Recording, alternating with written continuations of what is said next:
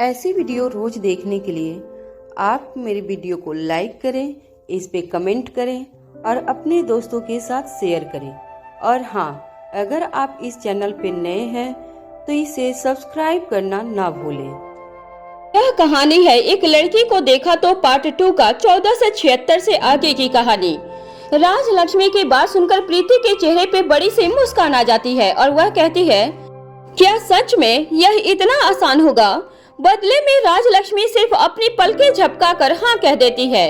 हल्की फुल्की बातचीत करने के बाद दोनों प्रीति के केबिन में चली जाती हैं। थोड़ी देर के बाद लक्ष्य श्वेता को लेकर अस्पताल पहुंच जाता है। प्रीति अपने केबिन में बेचैन होकर इधर से उधर घूम रही थी। राजलक्ष्मी अपनी जगह पर बैठे बैठे बीच बीच में अपनी निगाहें उठाकर प्रीति को देखती है और फिर मुस्कुराकर दोबारा से अपने काम में लग जाती है। राजलक्ष्मी इस वक्त अपने मरीजों की रिपोर्ट की फाइलें पढ़ रही थी, साथ ही साथ उन पर जरूरी कमेंट्स भी लिखती जा रही थी। तभी प्रीति का ध्यान अपने केबिन के शीशे से सामने की ओर से दृश्य पर चला जाता है। उसे सामने से चली आ रही श्वेता और उसके साथ साथ चलता हुआ लक्ष्य दिखाई देते हैं। साथ ही उसके पीछे पीछे चलते हुए बॉडीगार्ड भी चलते हुए दिखाई देते हैं। उन्हें देखते ही प्रीति झट से जाकर अपनी चेयर पर बैठ जाती है और राजलक्ष्मी से कहती है, राज दीदी, he is so smart, what a muscular body. Rajlakshmi हैरानी से प्रीति की तरफ देखती है और यह समझने की कोशिश करती है कि वह किसके बारे में बात कर रही है। इससे पहले कि वह कुछ बोल पाती, दरवाजे पर कुछ आहट महसूस होती है। लक्ष्य केबिन का दरवाजा खोलता है और श्वेता को पहले अंदर जाने के लिए अपने हाथ से इशारा करता है।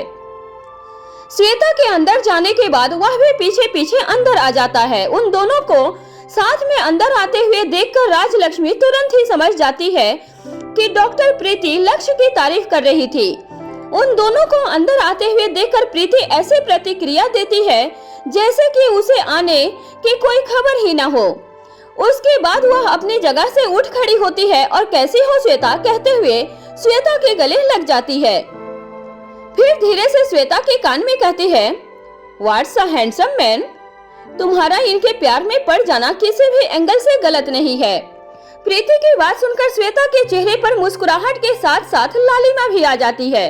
वह धीरे से अपना हाथ श्वेता के हाथ की कोहनी पर दे मारती है, फिर उससे अलग होते हुए बिना कुछ कहे पीछे हट जाती है। उसके बाद लक्ष्य जेंटलमैन की तरह हेलो डॉक्टर प्रीति कहता है। प्रीति अपना हाथ आगे कर देती है। लक्ष्य प्रीति से हाथ मिलाने के बाद राज की तरफ देखता है। प्रीति कहती है, यह डॉक्टर राजलक्ष्मी है, बेहद अनुभवी और काबिल डॉक्टर है। लक्ष्य राजलक्ष्मी से हेलो डॉक्टर कहता है। उसके बाद प्रीति लक्ष्य और श्वेता को बैठने के लिए इशारा करती है। श्वेता प्रीति से पूछती है, अनिका दीदी कहाँ है? मैंने तुमसे कहा था कि उन्हें अपने साथ लेकर आना, वह कहीं दिखाई क्यों नहीं दे रही? प्रीति जवाब देती है, दरअसल बात यह है कि मैंने उन्हें अपने साथ ले आने के लिए मना लिया था। वह आ भी रही थी, लेकिन अचानक से उन्हें कोई जरूरी काम आ गया और वह मारवा हाउस के मेन गेट पर आकर गाड़ी से बाहर उतर गई। I am so sorry Shweta, but I promise next time मैं उन्हें जरूर अपने साथ लेकर आऊंगी। यह सुनकर जितनी हताशा श्वेता को हुई, उससे कहीं ज्यादा बुरा लक्ष्य को लग रहा था। अनिका से मिलने के लिए लक्ष्य ने मन ही मन अच्छा खासा होमवर्क भी किया था, लेकिन इस वक्त वह सब बेकार हो गया था। वह चाहता था कि जितनी जल्दी हो सके अनिका से मिलकर उसे समझा और मना सके, ताकि उसके और श्वेता के बीच की दूरियां हमेशा हमेशा के लिए खत्म हो जाए। अब उसे ऐसा लग रहा था जैसे कोई गोल्डन अपॉर्चुनिटी उसके हाथ से निकल गई हो। अभी लक्ष्य अपने मन ही मन यह सब सोच ही रहा था कि तभी प्रीति लक्ष्य की तरफ देखते हुए कहती है, वैसे तो हम सभी टेस्ट नए सिरे से करवाएंगे ताकि हमें पैर के करंट सिचुएशन पता चल सके, लेकिन फिर भी मैं चाहती हूँ कि आप इसकी हिस्ट्री हमारे साथ शेयर करें। यदि आप इसकी पुरानी रिपोर्ट्स अपने साथ लेकर आए हो तो उससे हमें केस को समझने में काफी मदद मिल जाएगी। प्रीति की बात सुनकर लक्ष्य अपने फोन पर एक मैसेज टाइप कर देता है। तभी एक बॉडीगार्ड एक फाइल लेकर अंदर आता है और लक्ष्य के हाथ में देकर वापस बाहर चला जाता है। लक्ष्य जैसे ही फाइल डॉक्टर प्रीति की तरफ बढ़ाता है, तभी डॉक्टर राजलक्ष्मी अपना हाथ आगे करके फाइल ले लेती है। फिर वह धीरे धीरे पूरी हिस्ट्री चेक कर लेती है और उसके बाद प्रीति के हाथ में फाइल देते हुए कहती है, डॉक्टर प्रीति, मुझे लगता है कि एलोपैथिक ट्रीटमेंट के साथ पैर को पहले जैसे सिचुएशन में नहीं लाया जा सकता। अब आप एक बार इसकी हिस्ट्री खुद भी देख लीजिए। प्रीति धीरे धीरे पेज पलटना शुरू करती है, फिर राजलक्ष्मी की तरफ देखते हुए कहती है, हाँ आप सही कह रही हैं, यह एलोपैथी से यह संभव नहीं होगा। राजलक्ष्मी अपनी बात को आगे बढ़ाते हुए कहती है, हम इस मामले में आयुर्वेदिक उपचार के साथ जा सकते हैं। प्रीति कहती है, बिल्कुल सही कहा आपने, उससे इसे ठीक होने के चांसेस बहुत ज्यादा है। राजलक्ष्मी प्रीति से पूछती है, क्या मैं सभी टेस्ट लिख दूं जिससे हमें चोट की वर्तमान स्थिति का पता लग सके, क्योंकि यह इंजरी काफी पुरानी है, इसलिए नई रिपोर्ट का होना बेहद जरूरी है। डॉक्टर प्रीति कहती है, हाँ डॉक्टर राजलक्ष्मी, आप सही कहती हैं, बिना वर्तमान स्थिति को देखे हम कोई भी डिसीजन नहीं ले पाएंगे। लिख दीजिए, हमें जिन जिन टेस्ट की रिपोर्ट की जरूरत है वह सभी लिख दीजिए। डॉक्टर प्रीति और डॉक्टर राजलक्ष्मी की बातें सुनकर लक्ष्य मन ही मन खुश होता है। अब इसी बहाने श्वेता जी के साथ पूरा दिन बिता सकूंगा, चाहे आज अनिका जी से मुलाकात हुई भी नहीं हो तो क्या हुआ, लेकिन श्वेता का साथ तो पूरा दिन का है। यह क्या मेरे लिए कुछ कम है? तभी श्वेता राजलक्ष्मी और प्रीति से पूछती है, क्या आपको लगता है कि यह सब ठीक हो सकता है? राजलक्ष्मी जवाब देती है, मुझे ऐसा सिर्फ लगता नहीं है, बल्कि मुझे पता है कि यह जरूर ठीक हो जाएंगे, बिल्कुल पहले की तरह ही। श्वेता पूछती है, क्या आप बता सकती हैं कि एक्चुअली प्रॉब्लम क्या हो सकती है? डॉक्टर राजलक्ष्मी जवाब देती हैं, रिपोर्ट्स को देखकर पता चलता है कि जो समस्या हमें दिखाई दे रही है वह बोन्स में है, लेकिन जिस समस्या से मिस्टर लक्ष्य गुजर रहे हैं वह हड्डियों की वजह से नहीं है, वह नर्व सिस्टम की वजह से है। But don't worry, he will be absolutely fine. फिर कुछ टेस्ट लिखकर एक पेपर लक्ष्य की तरफ बढ़ा देती है। वहीं दूसरी तरफ मनाली के खंडहर किले में स्वाति मल्होत्रा के साथ बूढ़े बाबा स्वाति से कहते हैं, वह आपकी बेटी है, वह ऐसा कर ही नहीं सकती, आप बिना वजह ही गुस्सा हो रही हैं। यह वही जगह थी जिसके अंडरग्राउंड में स्वाति की मनाली वाली सीक्रेट रिसर्च लैब भी थी। इस समय सीक्रेट रिसर्च लैब से बाहर आकर उस खंडहर किले के एक ऊंचे से पत्थर के ओट में खड़ी होकर स्वाति मल्होत्रा दूर तक फैली हुई वादियों को लगातार देखे जा रही थी। साड़ी पहने अपने दोनों हाथों को पीछे करके विश्राम की पोजीशन में खड़ी थी। खुली जगह पर ठंडी बहती तेज हवाओं के दबाव से उसकी साड़ी का पल्लू पकड़े होने के बाद भी हवा के साथ लहराने के लिए उसके हाथों से छूट जाना चाहता था। उसके खुले हुए बाल भी उसी दिशा में उड़ने के लिए बेकरार थे और बार बार उसके चेहरे पर जाकर देखने में बाधा पैदा कर रहे थे। इस वक्त स्वाति के दोनों भौवें के बीच सिकुड़न दिखाई देती है, जो गुस्से की वजह से भौवें चढ़ाने के कारण पैदा हुई थी। आज सालों बाद ऐसा गुस्सा स्वाति के चेहरे पर दिखाई दे रहा था। बूढ़े बाबा की बात सुनकर स्वाति जवाब देती है, अपनी औलाद पर गुस्सा ही तो नहीं आता, यही तो सबसे बड़ी समस्या है और मैं इस वक्त गुस्सा नहीं हूँ, परेशान हूँ। मुझे समझ नहीं आ रहा कि उसकी हिम्मत कैसे हुई पावर डोज इस्तेमाल करने की। यह कोई वरदान नहीं है, श्राप है, श्राप। इस बात को वह समझती क्यों नहीं? उसे यह बात समझनी ही होगी। उसका इस्तेमाल करके मैं और करण पूरी जिंदगी हंसी खुशी साथ में बिता सकते थे, अपनी बेटी को माँ बाप का प्यार दे सकते थे, पर खुद मैंने अपनी खुशी के लिए या कभी किसी अपने के लिए उसका इस्तेमाल नहीं किया। खुशियों की जगह दर्द को गले लगाया, अपनी ममता का गला दबाया, अपने प्यार से भी अपना दामन छुड़ाया, सिर्फ इसलिए ताकि यह दुनिया सुरक्षित रहे, यह लड़की मेरी अपनी बेटी जिंदा रह सके। अगर उसकी माँ ने यह सब किया तो उसकी कोई छोटी वजह तो होगी नहीं ना। फिर कुछ पल रुक कर दोबारा कहना शुरू करती है, जब तक वह पावर डोज की हकीकत नहीं जानती थी तब तक की बात अलग थी, अब वह सब कुछ जानती है, उसके बाद भी उसने ऐसा किया, मुझे विश्वास नहीं होता। बूढ़े बाबा फिर से कहते हैं, मैडम वह आपकी बेटी है, उसे एक महान चिकित्सक के गुण जन्म से ही प्राप्त है। अनगिनत लोगों को वह अपनी काबिलियत के दम पर मौत के मुंह से बाहर लेकर आई है। आकाश की जान उन्होंने जरूर अपनी योग्यता के दम पर ही बचाई होगी। मेरा दिल कहता है कि अनिका बेटी ने ऐसा कोई काम नहीं किया होगा जो उन्हें नहीं करना चाहिए।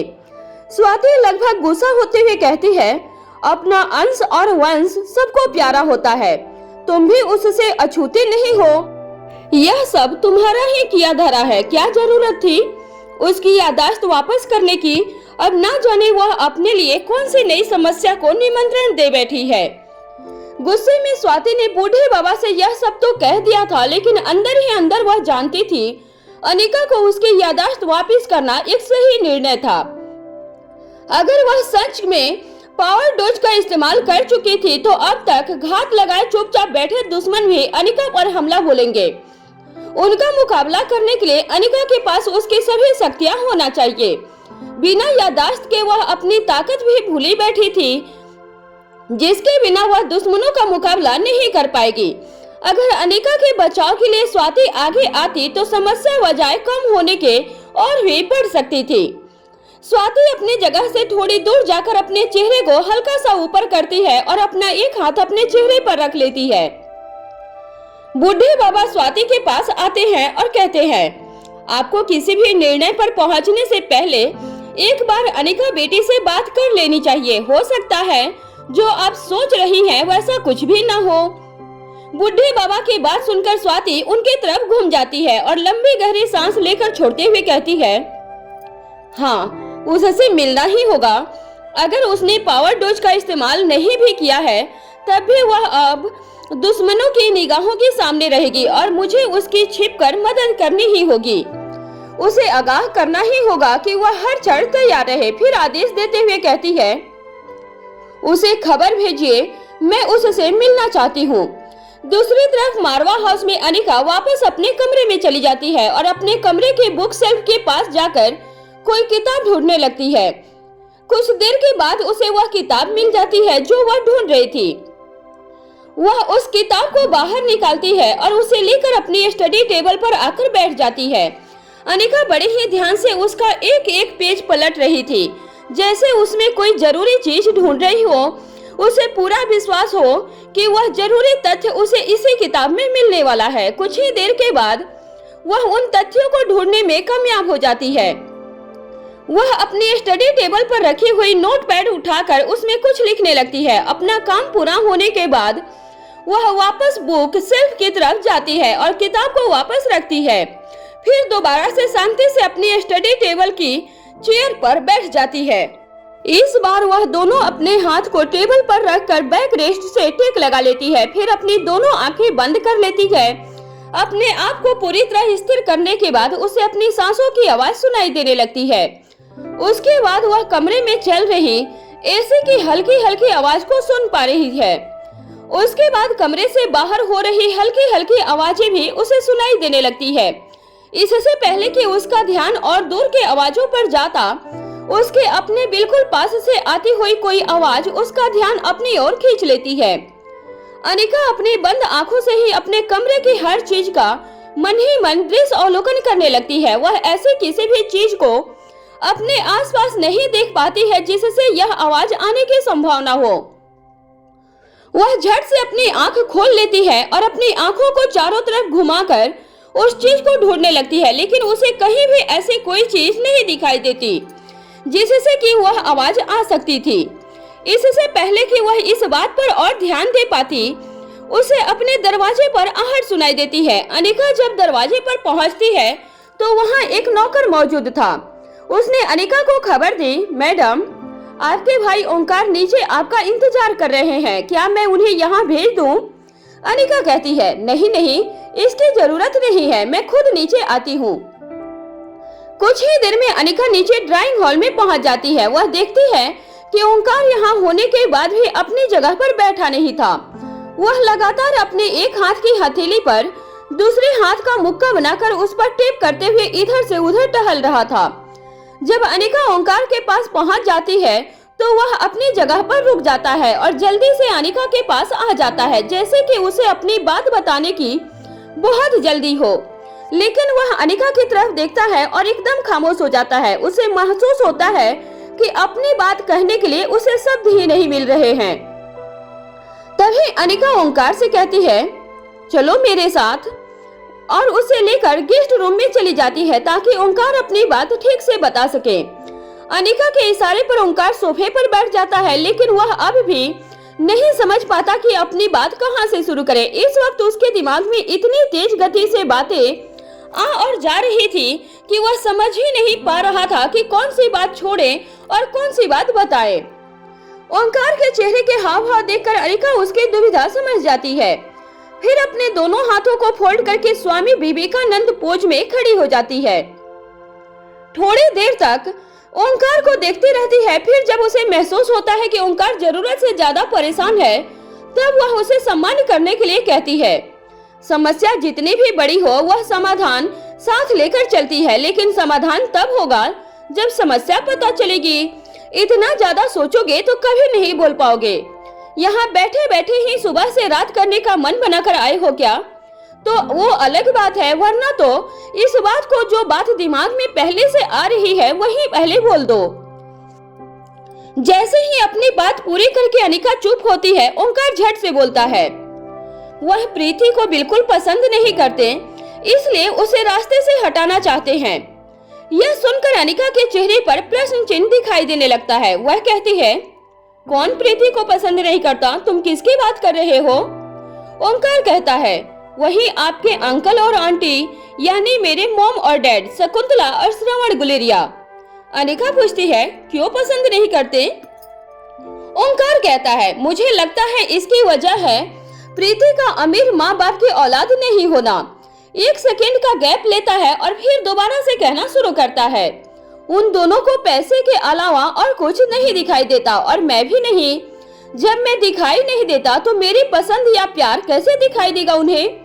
वैसे तो अनिका अच्छी तरह से जानती थी कि उसे क्या करना है, लेकिन फिर भी वह ओंकार से कहती है, तुम इस वक्त अपनी अनिका दीदी से क्या चाहते हो?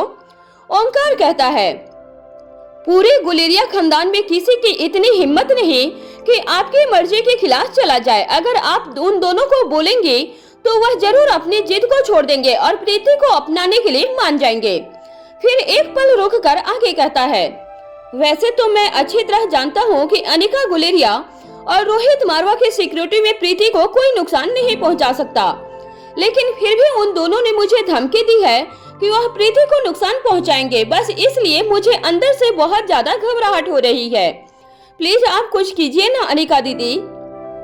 अनिका कहती है, यदि अभी मैं उनसे बात करूं तो हो सकता है कि फिलहाल वह शांति से बैठ जाएं, लेकिन जब भी उन्हें दोबारा मौका मिलेगा वह फिर से अपने मन की इच्छा पूरी करने की कोशिश करेंगे। अब तुम बताओ कि यह सब कब तक चलेगा?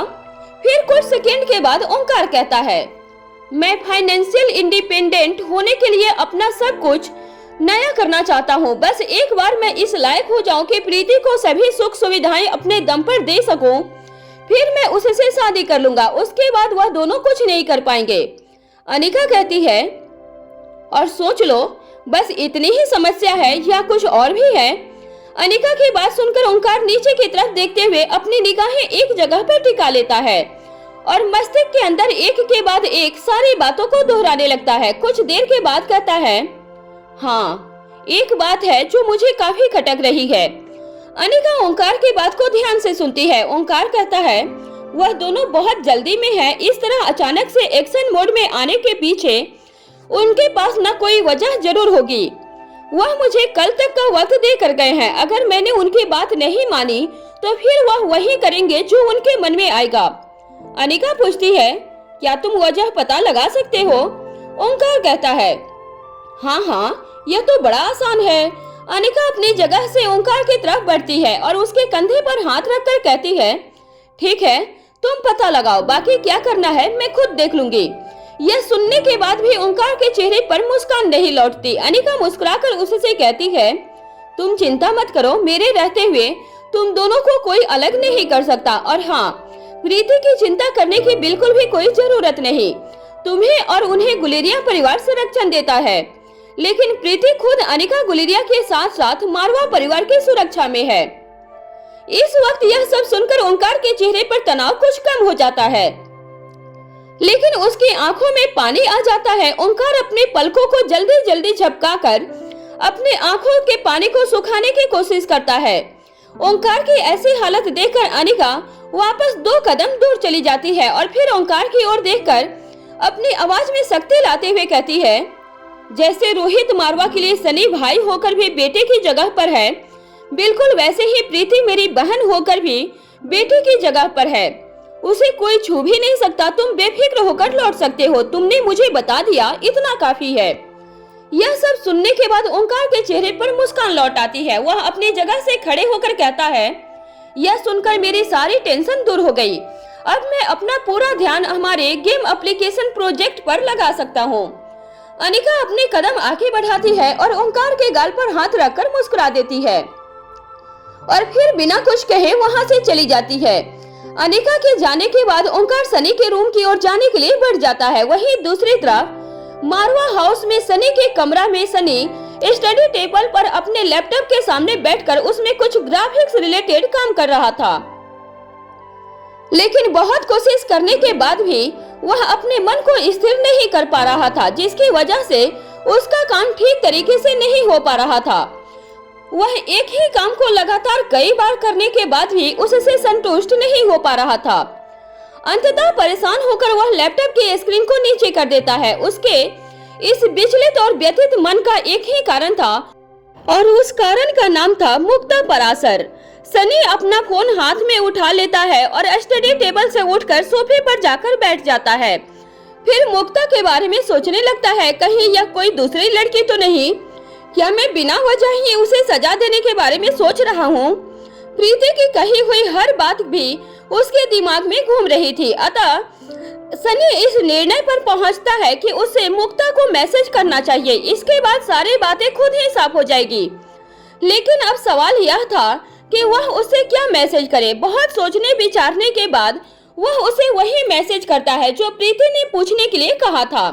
हेलो मुक्ता, क्या तुम मुझे बता सकती हो कि तुम मुझे कैसे जानती हो और तुमने मुझे कब और कहां देखा है? सनी सिर्फ इतना जानना चाहता था कि क्या वह दोनों एक दूसरे को पहले से जानते हैं या नहीं जानते हैं। जब ओंकार सनी के कमरे में पहुंचता है तो देखता है कि वह अपनी ही किसी सोच में डूबा हुआ है। उसे इस बात का बिल्कुल भी एहसास नहीं होता कि ओंकार वहां पहुंच चुका है। सनी को इस तरह अपनी ही दुनिया में खोया हुआ देखकर ओंकार उसके पास आ जाता है और उसके कंधे पर हाथ रखकर कहता है, तुमने कहा था कि खुशखबरी है, पर तुम्हारे चेहरे को देखकर लगता है कि कोई बहुत बुरी खबर है। ओंकार के हाथ रखने से सनी की सोच में बाधा पड़ जाती है, लेकिन इससे पहले कि वह कुछ समझ पाता, ओंकार आगे कहता है, लगता है आज का दिन ही खराब है। एक के बाद एक समस्याओं ने मुझसे मुलाकात के लिए खास आज का ही दिन चुना हुआ है। ओंकार की आवाज सनी के कानों में तो जा रही थी, लेकिन दिमाग तक नहीं पहुंच रही थी। अब ओंकार चुप हो जाता है और सनी के चेहरे की तरफ देखता है।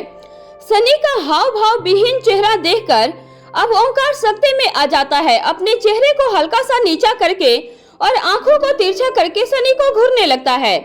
अब तक सनी अपनी सचेत अवस्था में लौट आता है और ओंकार के जितने भी शब्द उसके कानों में गए थे, मस्तिष्क ने पूरी प्रक्रिया होने के बाद उसे अब समझ में आ चुके थे। सनी कहता है, नहीं नहीं, बुरी खबर नहीं है, बल्कि बहुत अच्छी खबर है। ओंकार कहता है, क्या अच्छी खबर है? क्या अच्छी खबर के एक्सप्रेशन ऐसे होते हैं जैसे इस वक्त तुम्हारे हैं? ऐसा कहकर वह सनी के माथे पर एक उंगली से टैप करता है और आगे कहता है, होश में वापस आओ मेरे दोस्त, क्या तुम्हारी चोट का कोई साइड इफेक्ट हो रहा है? सनी ओंकार के उस हाथ पर अपना हाथ मारता है जो उसके माथे पर था और फिर कहता है, सब एकदम ठीक है, दरअसल एक खुशखबरी भी है। और दूसरे शब्द कहने के बाद वह रुक जाता है और फिर कुछ सोचने लगता है। ओंकार कहता है, बोलो बोलो, दूसरी क्या है? सनी परेशानी का चेहरा बनाते हुए ओंकार से कहता है, दूसरी का पता नहीं, खुशखबरी है या दुख खबरी है या कुछ भी नहीं है। ओंकार कहता है, अगर तुम्हारे दिमाग पर चोट का असर नहीं हुआ है तो क्या मेहरबानी करके साफ साफ बताओगे कि हुआ क्या है? सनी कहता है, हाँ, तुम्हें नहीं बताऊंगा तो किसे बताऊंगा? जरूर बताऊंगा और अभी के अभी बताऊंगा। ओंकार अपना एक पैर सोफे पर मोड़कर ऊपर कर लेता है और सनी की तरफ चेहरा करके कुशन को अपनी गोद में रख लेता है और फिर कहता है, मैं सुन रहा हूँ, अपनी तुम सारी बात मुझे बता दो। इसके बाद सनी भी ओंकार की तरफ चेहरा करके बैठ जाता है और फिर बताना शुरू करता है, मुझे उस लड़की का मैसेज आया है। इतना कहने के बाद वह उसे सारी बात विस्तार से बता देता है। साथ ही प्रीति ने जो हिदायत दी थी वह भी ओंकार को कह सुनाता है। इसके बाद सनी आगे कहता है, अब मैंने उस लड़की को मैसेज कर दिया है लेकिन अभी तक उसका कोई जवाब नहीं आया है। अब ओंकार और सनी दोनों ही फिर से सामने की तरफ घूमकर बैठ जाते हैं और अपनी अपनी कोहनी अपने अपने कुशन पर रखकर अपने चेहरे पर उंगली रखकर सोचने लगते हैं। कौटिल्य का कमरा मारवा हाउस। वैसे तो कौटिल्य अपना पूरा काम लगभग निपटा ही चुका था और जो भी काम बचे हुए थे वह भी उसे खुद ही करने थे, लेकिन भूमिका सामने से चलकर आई थी। अगर वह उसे कह देता कि उसके लायक कोई काम नहीं तो भूमिका वापस लौट जाती। कौटिल्य इतना खूबसूरत मौका अपने हाथ से कैसे जाने देता। इसी बहाने वह और भूमिका पूरा दिन साथ में बिता सकते थे। कौटिल्य यही सब सोचकर बेहद खुश था कि भूमिका को उसकी परवाह होने लगी है और जाने अनजाने में वह उस परवाह को जता भी रही है। कौटिल्य भूमिका से कहता है, तुमने मेरे बारे में इतना सोचा, थैंक यू सो मच। इस वक्त मुझे किसी की मदद की बेहद जरूरत है। अच्छा हुआ तुम आ गई। चलो मैं तुम्हें सबसे पहले दिखाता हूँ कि कल के लिए क्या क्या तैयारी हो चुकी है और क्या क्या बाकी है। तुम एक बार उसे देख लो, उसके बाद हम तय करेंगे कि बचे हुए काम को कैसे करना है। भूमिका बिना कुछ कहे अपनी गर्दन हिलाकर हामी भर देती है। कौटिल्य अपना लैपटॉप ऑन करता है और उसके बाद भूमिका को एक प्रेजेंटेशन दिखाना शुरू करता है। सबसे पहले वह लोकेशन दिखाता है जहां पर यह मीटिंग होने वाली थी। उसने उस मीटिंग के लिए ग्रेटर नोएडा की एक शानदार बिल्डिंग को बुक किया हुआ था जो मॉडर्न टेक्नोलॉजी से पूरी तरह से अपडेटेड थी। इसी बिल्डिंग में दूर दूर से आने वाले सेफ साइबर ग्रुप के सभी मेंबर्स के रहने के लिए इंतजाम किए गए थे। कौटिल्य दिखाता है कि किस तरह से उस मॉडर्न बिल्डिंग को एक होटल में कन्वर्ट करवा दिया गया है। इस बिल्डिंग की खास बात यह थी कि यह भीड़ भाड़ से काफी दूर थी। लोगों का आना जाना इस इलाके में काफी कम था। ऊपर से ग्रेटर नोएडा जैसी जगह होने के बाद भी इस बिल्डिंग के चारों तरफ फैली हुई हरियाली बेहद सुकून का वातावरण उत्पन्न करती थी। इस वक्त भूमिका और कौटिल्य दोनों ही एक साथ कौटिल्य के कमरे में सोफे पर बैठे हुए थे। कौटिल्य ने सामने ही रखी हुई एक मेज पर अपना लैपटॉप रखकर खोला हुआ था। 7 दिन लगातार चलने वाली इस मीटिंग की जितनी भी तैयारी कौटिल्य कर चुका था वह सभी एक प्रेजेंटेशन द्वारा भूमिका को दिखाने के बाद वह कहता है, कल वहाँ जितने भी मेंबर्स आएंगे तुम उनमें से किसी को भी नहीं जानती हो। फिर हंसकर कहता है, दरअसल वह आपस में भी एक दूसरे को नहीं जानते हैं। भूमिका पूछती है, ऐसा क्यों? कौटिल्य जवाब देता है, यह सभी दुनिया के बेस्ट हैकर्स हैं। इनके डिटेल्स का लीक होने का मतलब है उनकी जान को खतरा होना।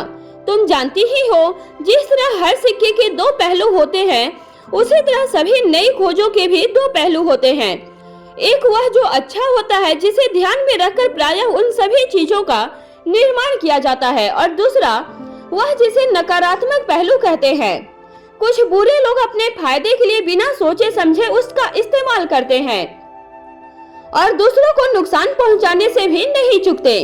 यहाँ तक कि कई बार हम वह इस बात का भी ध्यान रखना भूल जाते हैं कि जाने अनजाने खुद की ही जड़ें काट रहे हैं। आज की दुनिया में बहुत से लोग ऐसे भी हैं जो अच्छी चीजों का इस्तेमाल गलत कामों के लिए करने में बेहद सुकून महसूस करते हैं। फिर कुछ रुक कर आगे कहता है, तुम जानती ही हो सोशल मीडिया और इंटरनेट ने इस दुनिया को एक दूसरे के कितना करीब ला दिया है और जिंदगियों को बेहद आसान बना दिया है। इसी के साथ ही शुरू होती है साइबर क्राइम की कहानी। जिन लोगों के पास बेहिसाब दौलत है वह उन्हीं हैकर्स से अपनी मनमर्जी के मुताबिक कोई भी काम करवाने की कोशिश कर सकते हैं और इन हैकर्स के इनकार करने पर वह लोग इन पर अपने पावर पोजीशन का इस्तेमाल करेंगे। उन ताकतवर लोगों में से कुछ तो ऐसे भी होंगे जो इनके जान लेने से भी पीछे नहीं हटेंगे। फिर मुस्कुराकर भूमिका की तरफ देखकर कहता है, और सभी लोग भूमिका की तरह तो नहीं होते जो अपनी जान को हथेली पर लेकर घूमते हैं। जब जान पर बनती है तो अक्सर लोग अपने घुटने टेक देते हैं। पूरे विश्व में इन बेहतरीन हैकर्स के सामने ऐसी समस्या खड़ी न हो इसलिए इनकी पहचान को सीक्रेट रखना हमारी जिम्मेदारी है। कल वह सभी अपनी अपनी नई इन्वेंशंस और रिलेटिव सॉफ्टवेयर को एक दूसरे के साथ शेयर करेंगे। उन्हें देखने, सुनने, समझने में थोड़ी आसानी हो, इसके लिए मैं तुम्हें उनका इंट्रोडक्शन अभी से दे देता हूँ। ऐसा कहकर वह एक दूसरी फाइल खोलता है जिसमें सभी मेंबर्स के बारे में कुछ इंफॉर्मेशन दी गई थी। लैपटॉप को भूमिका के सामने की तरफ रखते हुए कहता है, तब तक तुम इन्हें देखो, मैं हमारे खाने के लिए कुछ यहाँ मंगवा लेता हूँ। कौटिल्य के उठने के बाद भूमिका उन सभी के बारे में जानना शुरू करती है। वह यह सब देखकर थोड़ा इरिटेट हो जाती है। जब कौटिल्य वापस लौटकर भूमिका के पास बैठता है तो भूमिका पूछती है, यह किस तरह के नाम है? Unique, luxurious, rockings, the wolf. कोई बच्चा भी आसानी से बता सकता है कि नकली नाम है। कौटिल्य अपना एक हाथ भूमिका की तरफ आगे करके कहता है, देखो यह नाम भी इसीलिए है ताकि इनकी पहचान सुरक्षित रह सके। यह लोग अक्सर वर्ल्ड में इन्हीं नामों से जाने या पहचाने जाते हैं। अपने और अपने परिवार आपको सेफ रखने के लिए यह जो भी काम करते हैं अपनी पहचान को छुपा कर करते हैं। भूमिका कहती है, कल यह मीटिंग में मिलेंगे तब आपस में यह अपनी पहचान कैसे छुपाएंगे? कौटिल्य कहता है, वह तुम कल खुद ही देख लेना। भूमिका कहती है, कल की मीटिंग के लिए तुमने मुझे काफी सारे बेसिक्स बताए हैं, लेकिन अभी तक मैंने उनमें से किसी का भी इस्तेमाल करके नहीं देखा है। अब यह कैसे पता चलेगा कि मुझे कुछ आया भी है या नहीं आया है? कौटिल्य कहता है, तुम ही बताओ कैसे पता किया जाए? भूमिका अपने हाथ की उंगली को अपने होठ पर रखकर कुछ देर सोचती है और फिर कहती है, मुझे इसका प्रैक्टिकल करके देखना चाहिए, लेकिन यदि मैं कहीं और प्रैक्टिकल करने जाऊंगी तो बिना वजह क्रिमिनल बन जाऊंगी। मैं एक काम करती हूँ, मारवा हाउस के कैमरा विजिलेंस सिस्टम को हैक करती हूँ। कौटिल्य कहता है, यह बेहद मुश्किल होगा क्योंकि तुम जिस सिस्टम को हैक करने की कोशिश करना चाहती हो वह कोई मामूली जगह नहीं है। भूमिका कहती है, मुझे कोशिश तो करने दो, अगर नहीं हो पाएगा तब फिर तुम तो हो ही इसे आगे संभालने के लिए। थोड़ी देर तक भूमिका इसी तरह बैठे हुए कैमरे को हैक करने की कोशिश करने लगती है और थोड़ी देर के बाद वह कामयाब हो जाती है। उसके बाद वह अपने दोनों हाथ से ताली बजाते हुए कहती है, वाह, यह हुई न बात। फिर कौटिल्य की तरफ देखकर कहती है, गुरुदेव आपकी मेहनत सफल हुई, दक्षिणा मांगिए। भूमिका की बात सुनकर कौटिल्य का मन हुआ था कि बदले में भूमिका से मांग ले कि वह कौटिल्य को अपना ले, लेकिन अपने होश संभालते हुए कौटिल्य कहता है, प्राउड ऑफ यू, तुम इसके अंदर घुस ही गई हो तो अब किसी कमरे की एक्टिविटी को भी ट्रेस करके चेक कर लो कि सब कुछ ठीक ठाक है या नहीं है। भूमिका सोचते हुए पूछती है, मुझे कौन सा कमरा चेक करना चाहिए? कौटिल्य जवाब देता है, जिससे किसी की प्राइवेसी में दखल न हो, जहाँ पर लोग सामान्य रूप से आते जाते हैं उस जगह पर कैमरा चेक करो। भूमिका कुछ सोचने के बाद ड्राइंग हॉल में लगे हुए कैमराज को देखना शुरू करती है। तभी कुछ देखकर हैरान रह जाती है। पहले उसे लगता है कि शायद किसी बच्चे की शरारत है, लेकिन तभी उसे ख्याल आता है कि यहाँ जो बच्चे मौजूद हैं वह इस तरह की शरारतों के आदी नहीं है।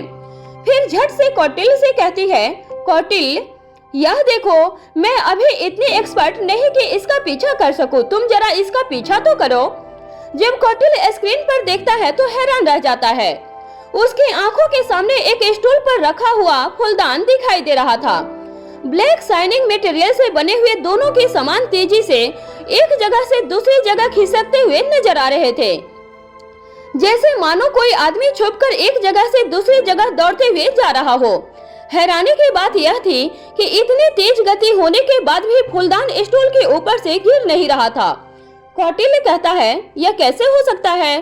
ठीक इसी वक्त वह दोनों देखते हैं कि एक गेस्ट रूम के आगे जाकर वह स्टूल रुक जाता है और धीरे धीरे उसका आकार छोटा होने लगता है। इसी तरह छोटा होते होते वह गायब भी हो जाता है। वह देखकर दोनों की आंखें फटी की फटी रह जाती है और वह एक दूसरे की शक्ल देखने लगते हैं। कुछ देर तक वह दोनों इसी तरह टकटकी लगाकर स्क्रीन पर देखते रहते हैं। थोड़ी ही देर के बाद स्क्रीन पर रूम का दरवाजा खुलता हुआ दिखाई देता है और अनिका उससे बाहर निकलती है। इसके थोड़ी ही देर के बाद ओंकार बाहर आता है और वहां से बाहर चला जाता है। दूसरी तरफ पराशर हवेली में मुक्ता एक बड़ी सी टेबल के पास खड़ी थी। टेबल पर काफी सारे चार्ट व्यवस्थित ढंग से बिछे हुए थे। उसके आसपास हाथ बांधे कई लोग खड़े थे जो पराशर कंपनी के प्रतिष्ठित पदों पर कार्यरत थे। मुक्ता एक चार्ट पर उंगली रखते हुए कहती है, इसका प्रिंट लाजवाब है, लेकिन इसका कलर कॉम्बिनेशन आपको ठीक करना होगा। इस पर बनी हुई बूटियां हमारे गहरे रंग की और इसका बेस हल्के हरे रंग का होना चाहिए। फिर एक दूसरे चार्ट की ओर इशारा करके कहती है, आजकल यह डिजाइन ट्रेंड में नहीं है। अगर आप इसकी वापसी चाहते हैं तो आपको इसके प्रमोशन के लिए इस प्रिंट का प्रयोग इंडो वेस्टर्न ड्रेस में करना होगा। तभी वहां खड़े हुए एक व्यक्ति की तरफ देखते हुए कहती है, सुनील जी, हमने आपसे उन सभी मॉडल्स की डिटेल्स मांगी थी जिन्हें आपने फाइल किया है, उसका क्या हुआ? सुनील भारद्वाज हल्के से गर्दन हिलाकर कहता है, मैडम फाइल तैयार है, मैं साथ लेकर आया हूँ। और उसके बाद वह अपने हाथ में पकड़ी हुई फाइल को मुक्ता की ओर बढ़ा देता है। मुक्ता इशारा करती है और वह उस फाइल को मुक्ता के पर्सनल टेबल पर रख देता है। फिर वापस मुक्ता की तरफ देखते हुए कहता है, मैडम सभी मॉडल्स को आपने मिलने के लिए आज शाम का वक्त दिया है। आज शाम 4 बजे आप उन सभी से मिल सकते हैं। ठीक इसी वक्त मुक्ता के फोन पर मैसेज आने की घंटी सुनाई देती है। मुक्ता अपने फोन की तरफ एक निगाह देखती है तो उसके चेहरे पर मुस्कुराहट आ जाती है। इसके बाद बिना मैसेज खोले वह सभी प्रिंट डिजाइन्स को देखकर उन पर अपनी टिप्पणी देना शुरू कर देती है। इसके बाद आज के लिए तय किए गए शेष सभी बिंदुओं पर जल्दी जल्दी बात कर लेती है। उसके बाद वहां से चली जाती है। वहां खड़े सभी एम्प्लॉयज एक दूसरे के चेहरे की ओर ताकने लगते हैं। आज से पहले ऐसा कभी नहीं हुआ था जब मुक्ता इस तरह से जल्दबाजी में अपना काम निपटाकर बिना किसी को जाने के लिए कहे वहां से चली गई हो। मुक्ता अपने कमरे में जाकर दरवाजे बंद कर लेती है। फिर गहरी लंबी सांस लेकर मैसेज खोलती है। फिर मैसेज पढ़ने के बाद कहती है, इसका मतलब वक्त मिल गया आपको। फिर सीधा जाकर अपने बिस्तर पर पेट के बल लेट जाती है और मैसेज का जवाब देती है। फिर अपने फोन को टकटकी लगाकर देखती रहती है। जब काफी देर तक कोई मैसेज नहीं आता तब खुद से ही कहती है, ना कोई सवाल ना कोई जवाब, लगता है मैं ही मैसेज का जवाब देने में लेट हो गई। दूसरी तरफ मारवा हाउस में सनी के कमरे में सनी और ओंकार दोनों साथ में काउच पर बैठकर सामने रखे हुए खून को देख रहे थे, जैसे कि वह अलादीन का चिराग है और किसी भी पल उसमें से जीन का बाहर निकलने वाला है। जब तक मुक्ता ने सनी के मैसेज का जवाब नहीं दिया था तब तक दोनों यूं ही बैठे रहे, आपस में बात भी नहीं कर रहे थे, मानो वह किसी मिशन पर हो और एक भी शब्द बात करना कोई बड़ी भूल साबित हो सकती है। जैसे ही सनी के फोन पर मैसेज की रिंग बजती है वह झट से फोन उठाता है। इससे पहले कि वह अपना फोन अनलॉक करके उसमें नाम देख पाता कि किसका मैसेज है, ओंकार पूछता है, जल्दी बता, क्या उसी का मैसेज है? सनी फोन को अनलॉक करते हुए कहता है, बता रहा हूँ। सनी नोटिफिकेशन में नाम देखता है और फिर लगभग शोर मचाते हुए ओंकार से कहता है, आ गया, उसी का मैसेज है। ओंकार कहता है, जल्दी पढ़, क्या लिखा है? सनी मुक्ता के जवाब को जोर जोर से पढ़ते हुए कहता है, आपका व्यक्तित्व तो हमारे लिए बिल्कुल नया है। हमने आपको होटल हेवन में सुना था जब आप अपने दोस्तों के साथ वहां आए थे। मैसेज पढ़ने के बाद ओंकार और सनी एक दूसरे के चेहरे को देखने लगते हैं। सनी कहता है, यह सुना था का क्या मतलब है? ओंकार कहता है, टाइपिंग मिस्टेक होगी। होटल हेवन में देखा था, वह यह लिखना चाहती होगी। सनी ओंकार की बात सुनकर अपनी गर्दन हाँ में हिला देता है। फिर अचानक से कहता है, पता नहीं टाइपिंग मिस्टेक है या उसे हिंदी नहीं आती। फिर कुछ रुक कर ओंकार से पूछता है, इस वक्त प्रीति कहाँ है? फिर अपना फोन ओंकार को दिखाते हुए कहता है, हमें आगे भी कोई बात करने से पहले उसे यह बताना होगा। ओंकार कहता है, आज वह हॉस्पिटल गई है किसी अर्जेंट केस के सिलसिले में, हमें उसके लौटने का इंतजार करना होगा। सनी जवाब देता है, ठीक है, हम इंतजार कर लेंगे। अब जब मुक्ता नाम की समस्या निपट जाती है तब ओंकार कहता है, तुम कोई खुशखबरी सुनाने वाले थे।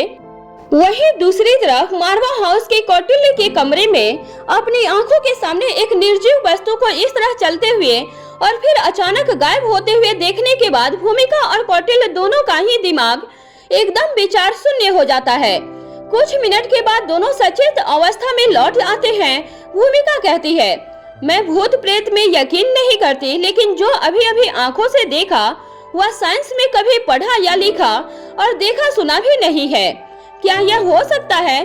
फिर एक पल रुककर आगे कहती है, अच्छा हुआ कि तुम मेरे साथ थे, नहीं तो मुझे लगता कि मेरी आंखों को भ्रम हुआ है। कौटिल्य कहता है, जो भी हो हमें इसके बारे में अनिका मैडम को बताना होगा। भूमिका कहती है, तुम ठीक कहते हो, हम किसी भी तरह का रिस्क नहीं ले सकते। तुम अगर एक काम करो, इसकी रिकॉर्डिंग को डाउनलोड कर लो, उसके बाद हम अनिका के पास चलते हैं। इसके बाद जैसे ही कौटिल्य उस कैमरा की रिकॉर्डिंग में जाता है वह दंग रह जाता है। उसके चेहरे के हाव भाव देखकर भूमिका को लगता है कि जरूर कुछ गड़बड़ है। वह पूछती है, क्या हुआ, तुम्हारा चेहरा एकदम सफेद क्यों हो गया है? कौटिल्य कहता है, जब तुम खुद देख लो। जब वह देखती है तो उसकी हालत भी बिल्कुल कौटिल्य जैसी ही हो जाती है, क्योंकि जो घटना अभी अभी उन्होंने अपनी आंखों से देखी वह रिकॉर्डिंग में मौजूद ही नहीं थी। कौटिल्य कहता है, अब आगे क्या करना है? भूमिका कहती है, बिना सबूत के वहां जाकर यह सब बताएंगे तो उन्हें लगेगा कि हम दोनों का दिमाग खराब हो गया है। फिर कौटिल्य की आंखों में देखकर चेहरे पर डर के भाव लाते हुए कहती है, क्या सच में ही हमारा दिमाग तो नहीं चला गया?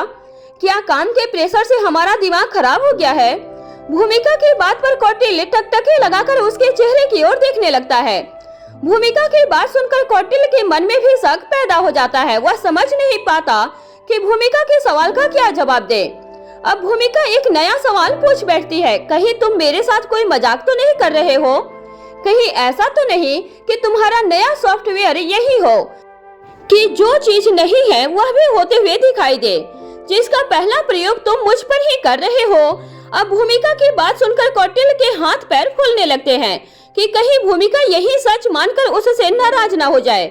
यदि ऐसा हुआ तो बिना वजह एक नई मुसीबत खड़ी हो जाएगी। जैसे तैसे करके भूमिका का व्यवहार सामान्य हुआ है, अब वह रूठ गई तो इस बार उसे मनाना नामुमकिन हो जाएगा। कौटिल्य हड़बड़ाकर अपना एक हाथ आगे करके उसे नाम में हिलाते हुए कहता है, नहीं भूमिका, ऐसी कोई बात नहीं है, मेरा यकीन करो, मैंने ऐसा कुछ नहीं किया है।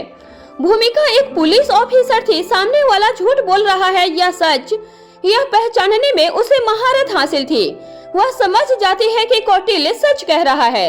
अब वह कुछ परेशान हो जाती है। ठीक इसी वक्त जब कौटिल्य अपने मन में भूमिका की बात को दोहराता है तो उसे ख्याल आता है कि इस चीज का इस तरह से रिकॉर्डिंग में से गायब हो जाना जरूर किसी सॉफ्टवेयर का काम हो सकता है। मुझे पता लगाना होगा।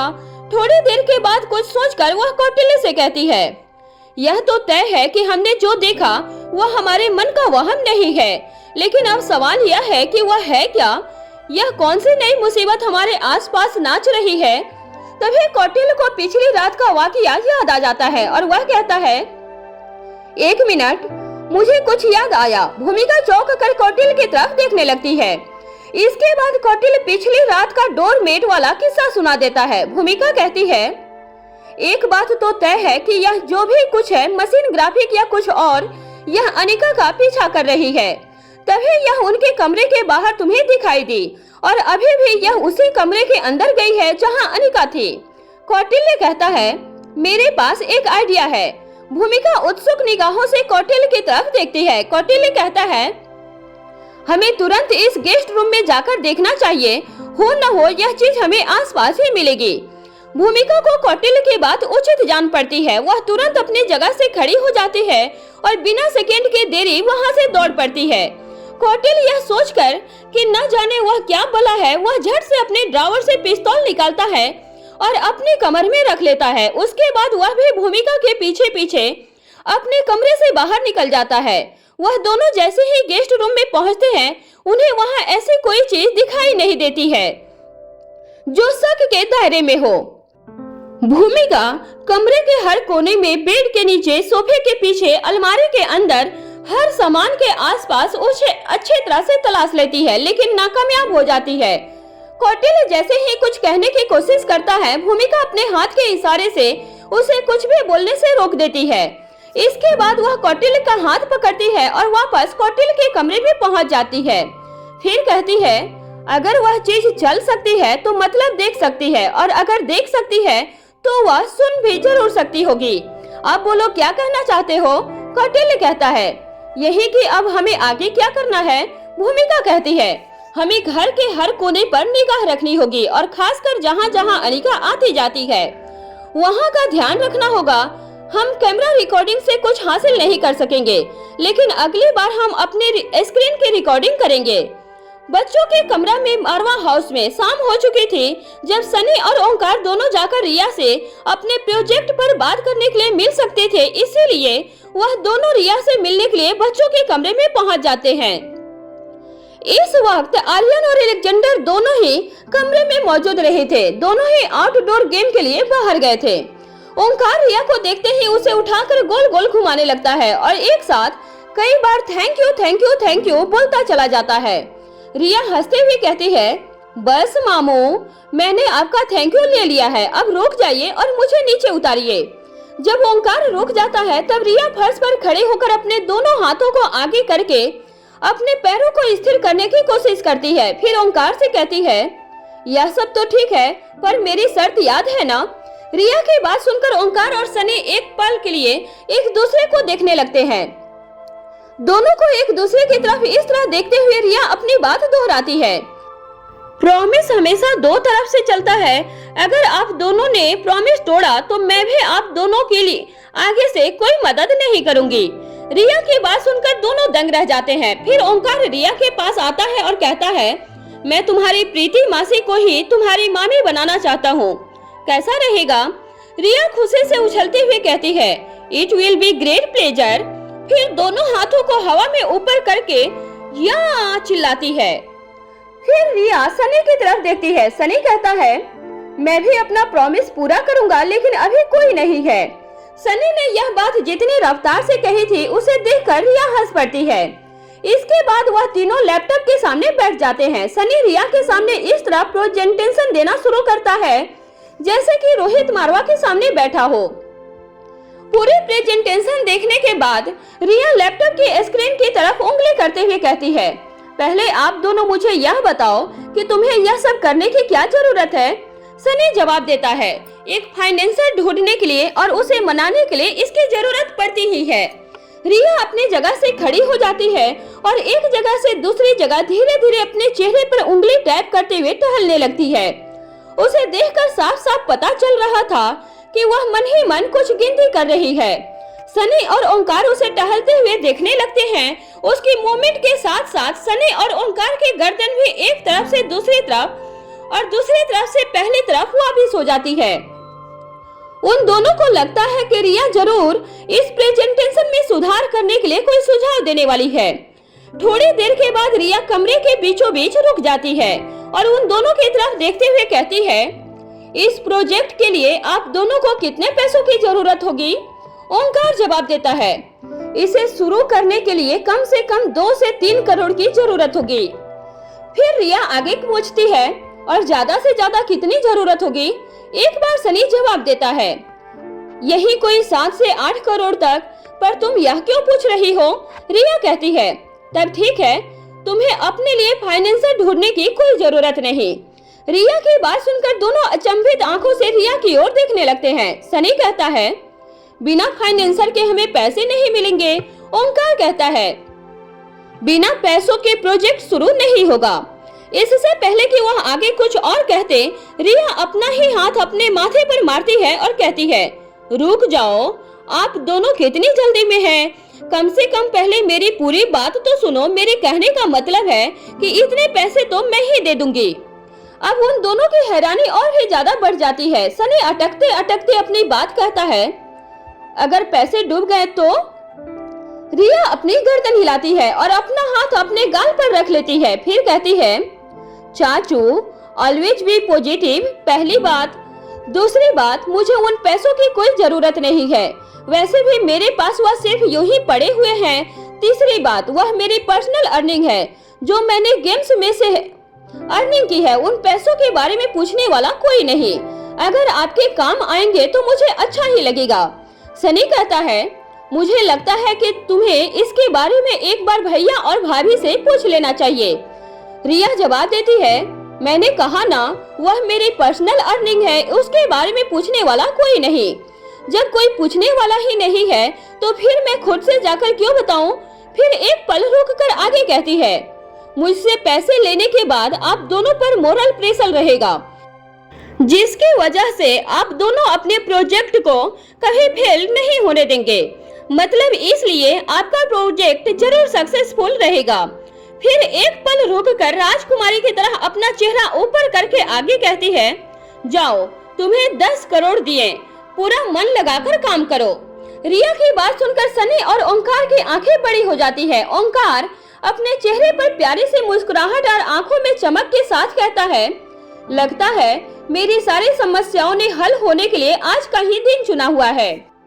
वहीं दूसरी तरफ पराशर कंपनी हेड ऑफिस में पराशर कंपनी एक टेक्सटाइल कंपनी थी।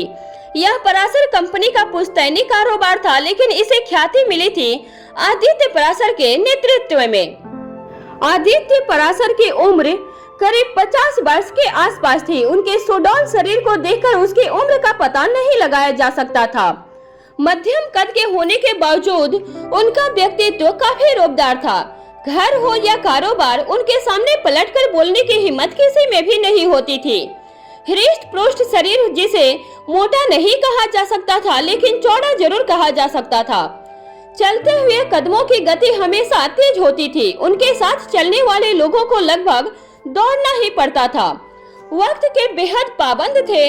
आदित्य पराशर की जिंदगी में किसी के लिए नियत समय के अलावा वक्त हो या न हो, लेकिन मुक्ता के लिए इस वक्त की कोई कमी नहीं थी।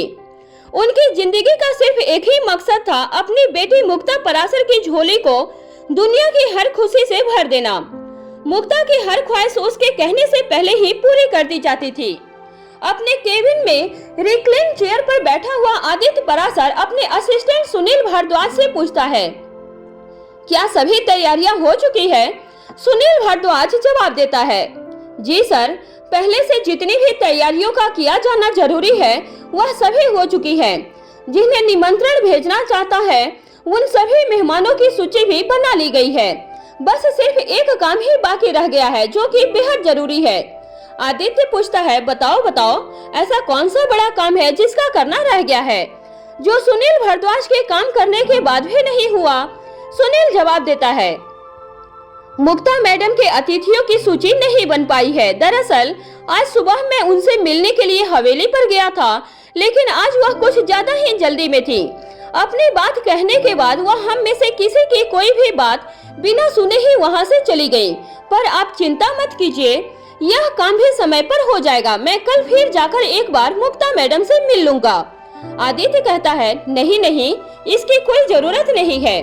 अच्छा ही हुआ कि तुम सुबह मुक्ता से बात नहीं कर पाए। अब इस मेहमानों की सूची को बनाने के लिए विराट से मिल लो, वह तुम्हें सभी के नाम लिखवा देगा। यह फंक्शन मेरी बेटी के लिए एक सरप्राइज है। फिर कुछ रुक कर सुनील की तरफ देखते हुए उसकी ओर अपना एक हाथ करते हुए कहता है, देखो सुनील, तुम्हारे पास सिर्फ कुछ ही दिन बचे हैं। यह फंक्शन एक यादगार फंक्शन होना चाहिए।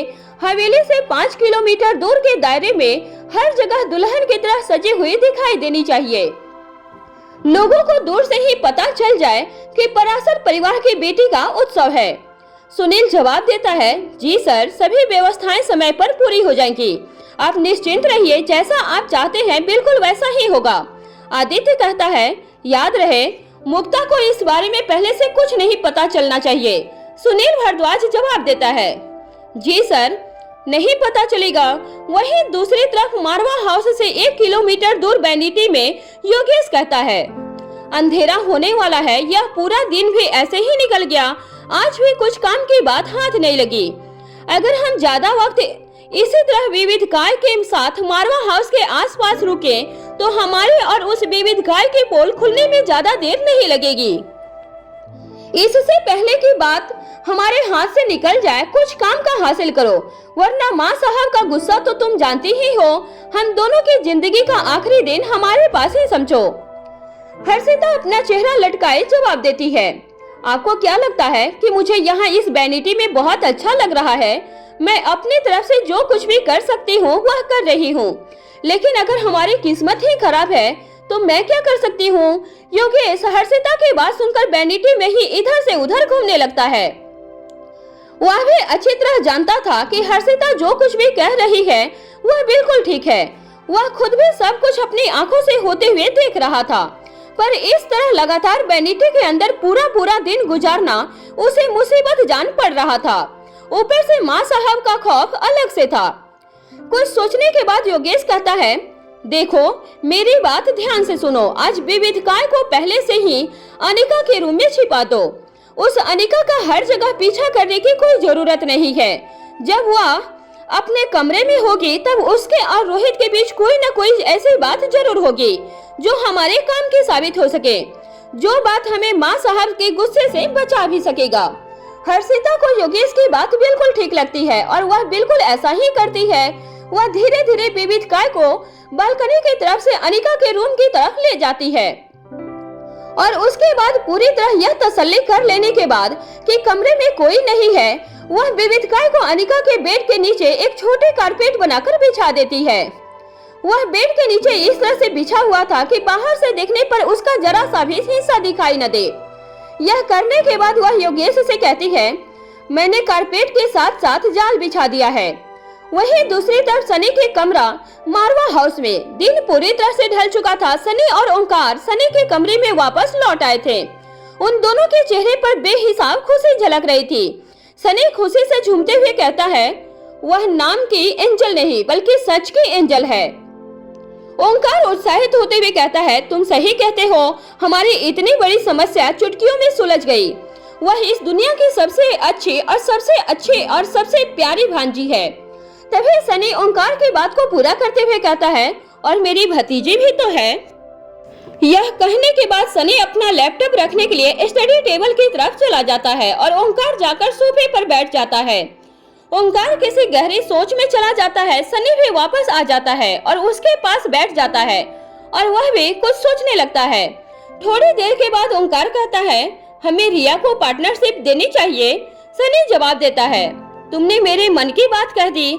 मेरे भी मन में यही बात चल रही थी। हमें आइडिया वह देगी, जरूरत पड़ने पर हमारी तरफ से खेलेगी भी और पूरा का पूरा फाइनेंस भी वही कर रही है, तो पार्टनरशिप तो बनती ही है। फिर कुछ सोचते हुए आगे कहता है, लेकिन मुझे यह समझ नहीं आ रहा कि रिया को कैसे मनाया जाए। तुम जानते ही हो, उससे ज्यादा बहस करने का मतलब है उसे नाराज करना, और उसकी नाराजगी हम दोनों की ही नहीं झेल सकते। ओंकार कहता है, मेरे पास एक आइडिया है। सनी ओंकार की बात ध्यान से सुनने लगता है। ओंकार कहता है, हम हमारी कंपनी में 3 पार्टनरशिप रखेंगे, जिसमें से तुम्हारा और मेरा शेयर 33% का और तीसरा 34% का होगा। यह 34% का शेयर रिया का होगा। बस हमें इतना करना है कि हम उसे इसके बारे में नहीं बताएंगे। जब हमारा प्रॉफिट आना शुरू हो जाएगा तब हम उसे रिया को दे देंगे। सनी कहता है, या फिर हम यह भी कर सकते हैं कि जब तक वह राजी नहीं हो जाएगी तब तक हम उसका शेयर इसी तरह सेफ रखें। इसके बाद दोनों दोस्त चुप हो जाते हैं। तभी सनी को मुक्ता का ख्याल आता है और वह ओंकार से कहता है, मुझे लगता है कि अब तुम्हारी प्रीति लौट आई होगी। जरा उससे पूछो तो सही कि वह कहाँ है और क्या वह यहाँ आ सकती है।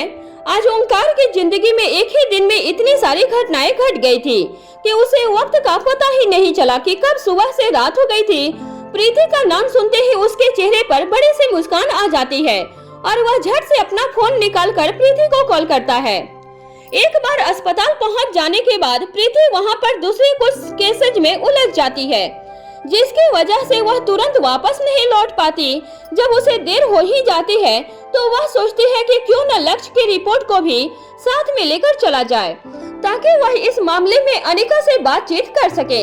हालांकि वह यह जानती थी कि राजलक्ष्मी इस मामले को खुद टैकल करने वाली है और अब उसे परेशान होने की जरूरत नहीं है, लेकिन वह यह नहीं जानती थी कि अब जरूरत पड़ने पर राजलक्ष्मी खुद भी अनिका से सलाह ले सकती थी।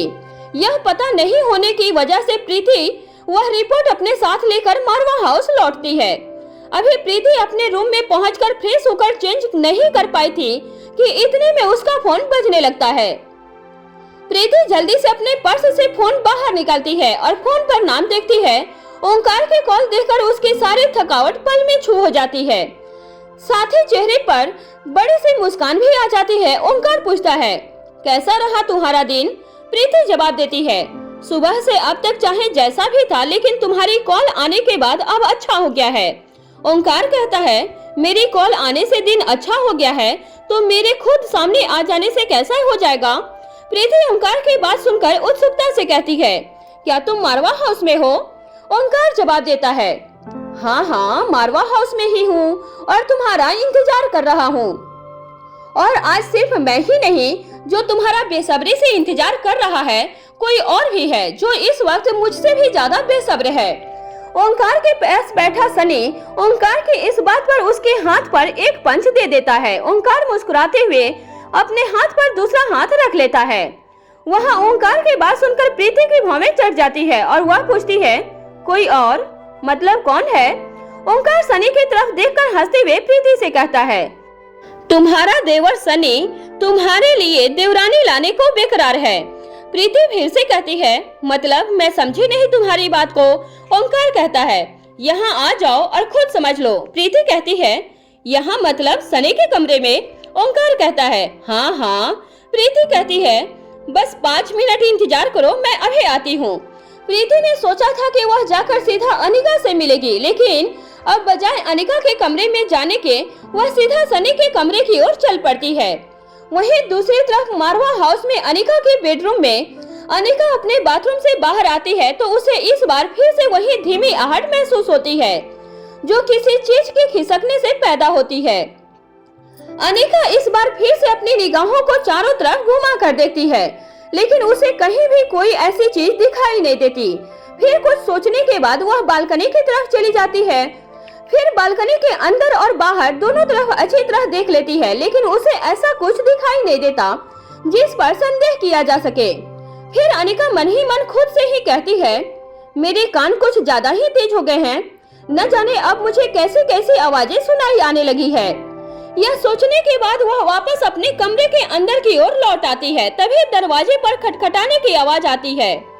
बाहर से ही दरवाजे पर मौजूद नौकर कहता है, मैडम आपके लिए एक पार्सल आया है। अनिका दरवाजे पर पहुंच जाती है। वह देखती है कि वह नौकर एक बड़ा सा बॉक्स लेकर खड़ा था।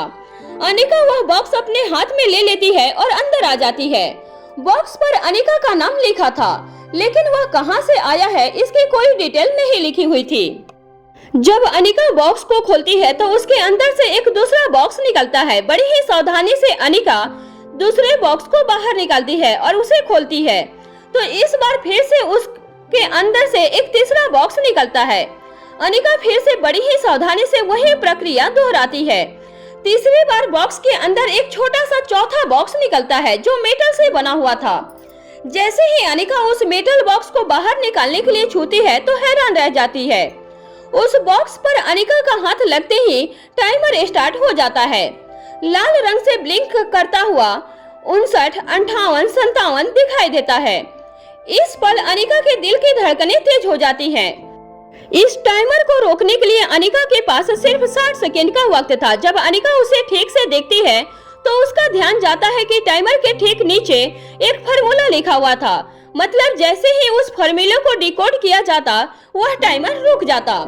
यह जाहिर सी बात थी कि अगर समय रहते फार्मूला को डिकोड नहीं किया जाता तो बॉक्स के अंदर जो कुछ भी था वह डिस्ट्रॉय हो जाता।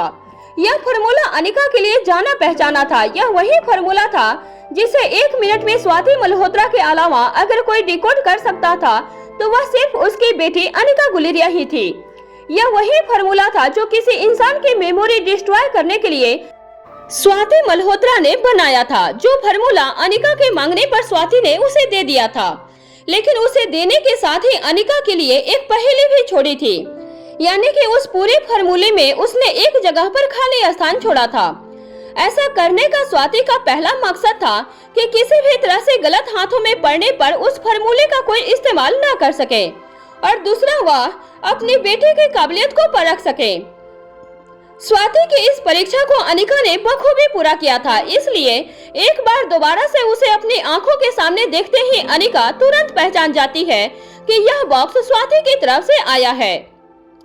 अनिका जैसे ही फॉर्मूला को डिकोड करती है, उस पर चलता हुआ टाइमर रुक जाता है और बॉक्स ओपन हो जाता है। यह बॉक्स अंदर से कई सारे तारों से भरा हुआ था। अनिका बड़ी ही सावधानी से उस बॉक्स के अंदर से एक छोटी सी क्लिप निकालती है। अनिका उसे पढ़ लेती है और बॉक्स को वापस बंद करके बेड के कॉर्नर टेबल पर रख देती है। उसके बाद कुछ बेचैन होकर कमरे से बाहर चली जाती है। वहीं दूसरी तरफ मारवा हाउस से 1 किलोमीटर दूर वैनिटी में लैपटॉप के स्क्रीन पर आंखें जमाए बैठा योगेश कहता है, वह कमरे से बाहर गई है, जरा देखो उसके लिए क्या गिफ्ट आया है। हर्षिता कहती है, उसके गिफ्ट से हमें कौन सा क्लू मिलने वाला है। योगेश अपनी आवाज को सख्त करते हुए कहता है, जितना कहा है उतना करो, अगर क्लू मिलने वाला नहीं है तो उसे ढूंढना हमारा काम है। अब जल्दी करो, इससे पहले कि वह कमरे में वापस लौट आए। हर्षिता योगेश के कहे अनुसार बेबी काय को बेड के नीचे से बाहर निकालती है। वह सा की आवाज करते हुए बाहर आ जाता है और फिर हर्षिता की कमांड के अनुसार एक रोबोट में बदल जाता है। फिर एक्सपर्ट हर्षिता उसकी मदद से इधर उधर देखकर उस गिफ्ट को ढूंढने की कोशिश करती है। तभी उन्हें स्टडी टेबल पर बड़े बड़े बॉक्स दिखाई देते हैं। रोबोट सा की आवाज करते हुए उसके पास पहुंच जाता है और फिर उसमें से चेक करता है, लेकिन वह खाली थे। फिर वह कमरे की दूसरी जगहों पर कुछ काम का ढूंढने की कोशिश करता है। तभी उसकी निगाह बेड की साइड टेबल पर रखे हुए बॉक्स पर जाती है। हर्षिता रोबोट को उसकी तरफ ले जाती है और बॉक्स को उठाकर देखती है। उस बॉक्स को देखते ही योगेश और हर्षिता के चेहरे पर उत्सुकता दिखाई देने लगती है। योगेश को पूरा विश्वास था कि इस बॉक्स से उन्हें कुछ न कुछ काम का जरूर मिल जाएगा। रोबोट जब मेटल बॉक्स को खोलता है और अपनी आंखों से कैमरे से उसे स्कैन करता है तो योगेश और हर्षिता दंग रह जाते हैं, क्योंकि वह बॉक्स खाली था। अनिका ने बॉक्स से क्लिप निकालने के बाद उसे वापस नहीं रखा था। यह पहली बार नहीं था जब अनिका को अपनी जिंदगी में किसी सीक्रेट को जगह देनी थी। अनिका की पुरानी आदत थी कि वह खाने पीने के बाद अपना सलाइवा और फिंगरप्रिंट को भी कहीं नहीं छोड़ती थी। फिर यह तो उसकी माँ का भेजा हुआ सीक्रेट मैसेज था, इसे छोड़ने की भूल वह कैसे कर सकती थी। अनिका उसे साथ ले जाती है और जलाकर डिस्ट्रॉय कर देती है। वहीं दूसरी तरफ सरोजनी नगर मार्केट में दिल्ली की सबसे ज्यादा भीड़ भाड़ वाली जगहों में से एक है सरोजनी नगर की मार्केट। शॉपिंग की शौकीन और बजट का दायरा सीमित रखने वाली कॉलेज गोइंग लड़कियां हो या फिर उन लड़कियों की मम्मियां, यह सभी का फेवरेट बाजार है। भारत में जो भी नया फैशन चल रहा हो, चाहे बात कपड़ों की हो या ज्वेलरी की, यहाँ आपको हर चीज किफायती दामों पर मिल जाती है। एक बार मार्केट में अंदर घुस जाने के बाद अगर आप अपने साथी से बिछड़ गए तो उसे ढूंढना एक आसान काम नहीं है, खासकर तब जब आपके लिए यह जगह नहीं हो। दोपहर से शुरू होकर देर रात तक यहाँ चहल पहल और भीड़ एक जैसी बनी रहती है। सौम्या होटल हेवन से बाहर निकलती है, तभी भेष बदलकर उस पर नजर गड़ाए बैठे सिक्योरिटी गार्ड उसके पीछे पीछे चल पड़ते हैं। सौम्या ने सरोजनी नगर की मार्केट तक पहुंचने के लिए एक ऑटो बुक किया हुआ था। गार्ड अपनी गाड़ियों से उसका पीछा करते हैं। मार्केट पहुंचने के बाद सौम्या भीड़ में लगातार आगे बढ़ती चली जाती है। फिर एक जगह पर रुककर दुकानदार से एक कुर्ती का मोल भाव करने लगती है। दुकानदार कहता है, मैडम 500 रुपए से 1 रुपया कम नहीं है, लेना है तो लीजिए, नहीं तो कोई बात नहीं है।